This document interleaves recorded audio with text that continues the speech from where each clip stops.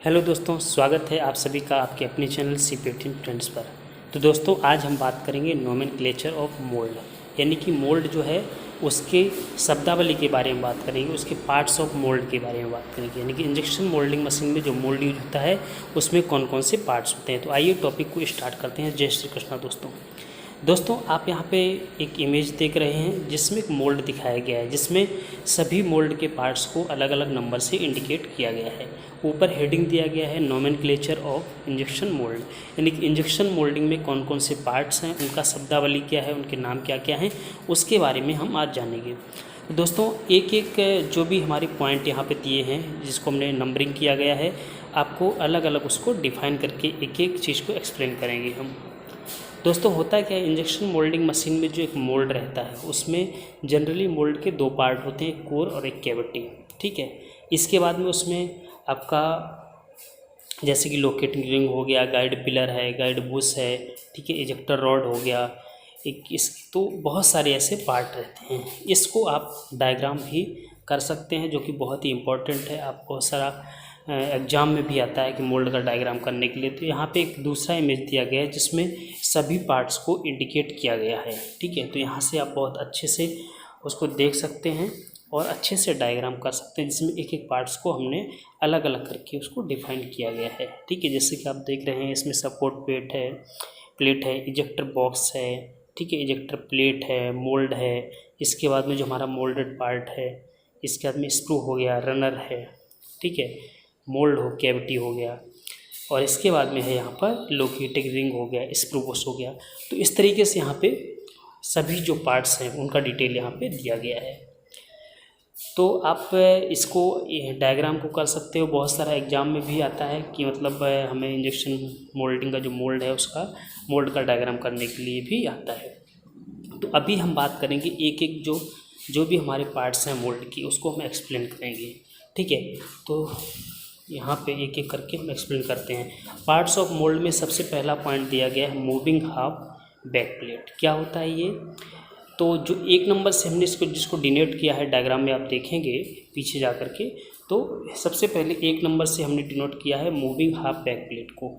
तो moving half back plate जो है fit the moving platen of injection moulding machine, यानी कि ये जो प्लेटन है, मूविंग प्लेटन है इंजेक्शन मोल्डिंग मशीन में, यानी कि जो हमारा मूविंग प्लेटन उसमें फिट रहता है। Provide the framework for the core और कैविटी। ये काम क्या करता है, यानी कि जो कोर और कैविटी है उसको एक फ्रेमवर्क के लिए यूज किया जाता है, टू बी माउंटेड ऑन। ठीक है, जो कि यानी कि हमारा उस पर माउंटेड होता है, यानी कि उस पर असेंबल होता है। When open the moulded part can be ejected, और जब इसको हम ओपन करते हैं तो जो मोल्डेड पार्ट्स है उसको इजेक्ट किया जाता है। तो यहाँ पे सेकंड पॉइंट दिया गया है बोल्ट्स। ठीक है, तो आप इमेज में देख रहे हैं जो दो को इंडिकेट किया गया, वहाँ पे बोल्ट को दिखाया गया है। थर्ड पॉइंट है राइजर्स। तो राइजर्स का काम क्या है? Provide space for the ejector plate to move, यानी कि जो तीसरा पॉइंट है, जो राइजर्स हैं उनका काम क्या है?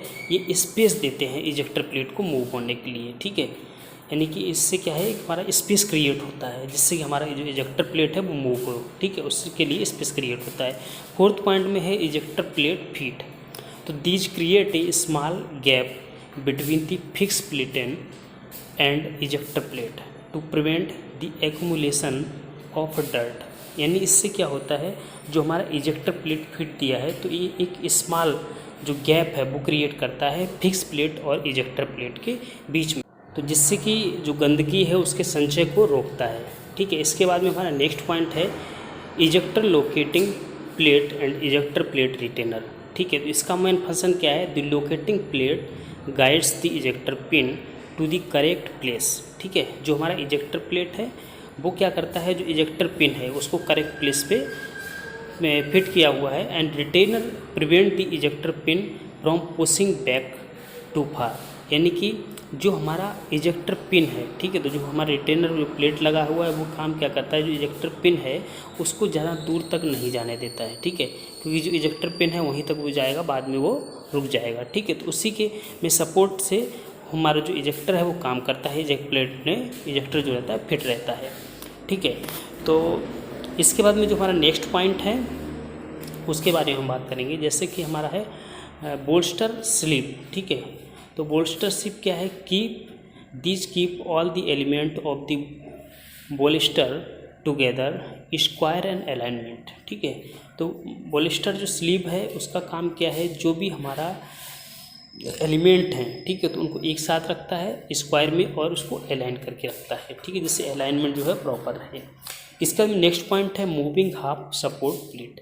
Moving half support plate fit the moving part of injection moulding machine and provide the framework for core और cavity to be mounted on, ठीक है। जो हमारा मूविंग हाफ सपोर्ट प्लेट है, तो हमारा इसका काम क्या करता है, ये फिट रहता है moving part of injection moulding machine and provide the framework for core और cavity to be mounted on, यानी कि इस पे माउंट होने के लिए जो कोर और कैविटी को सपोर्ट के लिए यूज किया जाता है।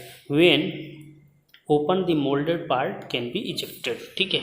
इसके बाद में आपका नेक्स्ट पॉइंट दिया गया है गाइड बुशेस। तो provide a bearing surface for the guide pin protecting to core plate from wear, यानी कि ये हमारा जो गाइड बुश है वो हमारा एक बियरिंग सरफेस है फॉर गाइड पिन के लिए, जो हमें प्रोटेक्ट करता है कोर प्लेट से, ठीक है। हमारा जो कोर प्लेट है उसको प्रोटेक्ट करता है।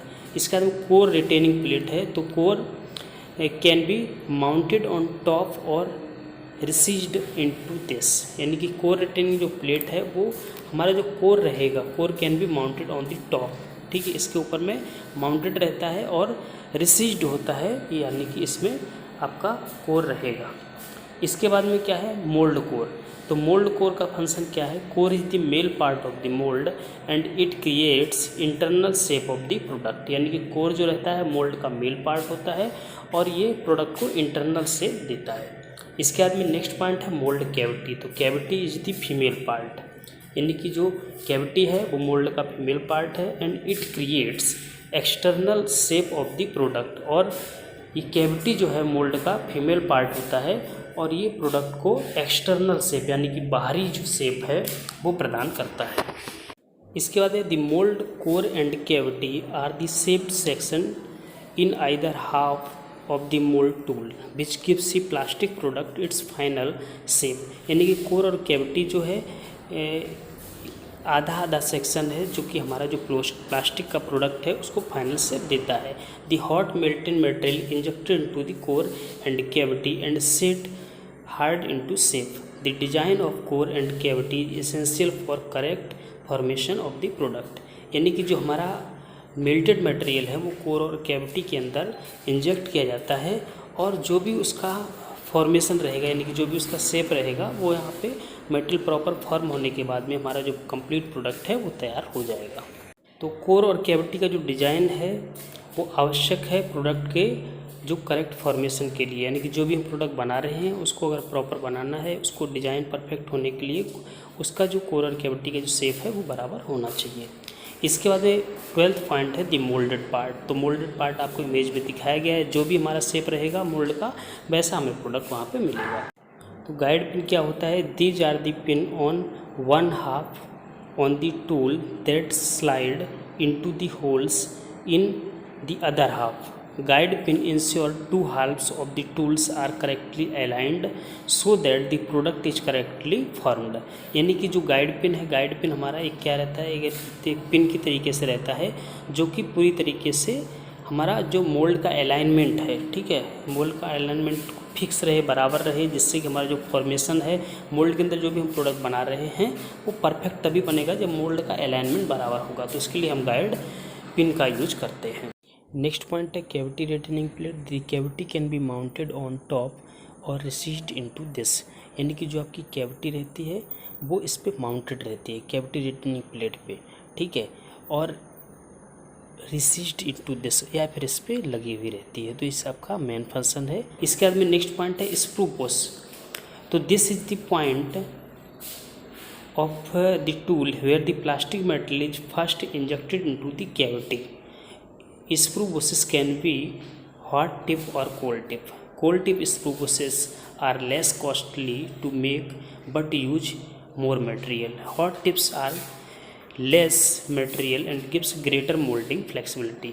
यानी कि जो हमारा स्क्रू पुश है ये हमारा एक टूल्स है जहाँ पे प्लास्टिक्स मटेरियल जो है पहले इंजेक्ट होता है कैविटी के अंदर। स्क्रू बुश जो है वो हॉट टिप यानी कि गर्म भी रहता है और ठंडा भी रहता है। तो जो कोल्ड टिप स्क्रू बुशेस रहता है वो बहुत ही हमारा कम कॉस्टली रहता है कोल्ड, और हॉट जो स्क्रू बुश रहता है वो हमारा महंगा रहता है। लेकिन जो हॉट स्क्रू बुश रहता है उसमें क्या है, हमारा जो मटेरियल है, ठीक है, उसमें हमारा रनर नहीं आता है। जो हॉट मोल्ड जिसको हम बोलते हैं उसमें हमारा रनर नहीं आता है, तो जिसकी वजह से हमारा जो प्रोडक्ट है उसमें स्क्रैप बचता है, जिसकी वजह से हमारा प्रोडक्ट का इजीली यानी कि इजेक्ट हो जाता है और सस्ता ही पड़ता है। जबकि कोल्ड रनर जो मोल्ड रहता है उसके साथ में प्रोडक्ट के साथ में रनर भी आता है। इसके बाद में 16 नंबर दिया है फिक्स्ड हाफ बैक प्लेट। तो fit the fix plate of injection moulding machine and provide the framework for core और cavity to be mounted on. यानी कि जो हमारा 16 नंबर का जो इमेज में दिखा रहा है, यानी कि ये हमारा जो इंजेक्शन मोल्ड है उस पर यानी कि फ्रेमवर्क है कोर और कैविटी के लिए, जो हमारा फिक्स प्लेट रहता है उस पर माउंटेड किया जाता है। इसके बाद में बोल्ट्स यहाँ पे दिए गए हैं। इसके बाद में नेक्स्ट पॉइंट जो है वो लोकेटिंग रिंग है। तो this fits in a locating hole on the fixed half plate in for injection moulding machine to ensure correct alignment of the tool and machine. तो जो लोकेटिंग रिंग है उसका हम यूज़ करते हैं मोल्ड और मशीन का अलाइनमेंट को करने के लिए। यानी कि जो हमारा मशीन है, ठीक है, उसका अलाइनमेंट और मोल्ड का अलाइनमेंट, जो स्क्रू और मशीन में जो बैरल रहता है उसमें जो नोजल है उसका जो अलाइनमेंट है वो प्रॉपर होना चाहिए। इसके लिए हम लोकेटिंग रिंग का यूज करते हैं। यानी कि हमारा जो मोल्ड है और मशीन का अलाइनमेंट फिक्स रहे, इसके लिए वहाँ पे एक लोकेटिंग रिंग दिया जाता है।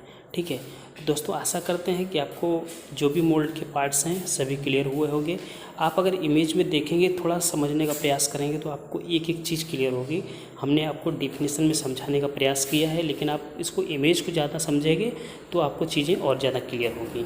ठीक है, प्रैक्टिकली तरीके से देखना होगा हमें उसमें, तो चीज़ें क्लियर होंगी। तो दोस्तों वीडियो को लाइक करें, कमेंट करें, और कमेंट करके कुछ डाउट्स है तो आप पूछ सकते हैं। दोस्तों अगर आप अभी तक मेरे चैनल पर नए हैं और चैनल को अभी तक आपने सब्सक्राइब नहीं किया है तो चैनल को सब्सक्राइब करें और लाइक करें, जिससे कि आपके नए आने वाले वीडियो समय समय मिलते रहेंगे। धन्यवाद दोस्तों।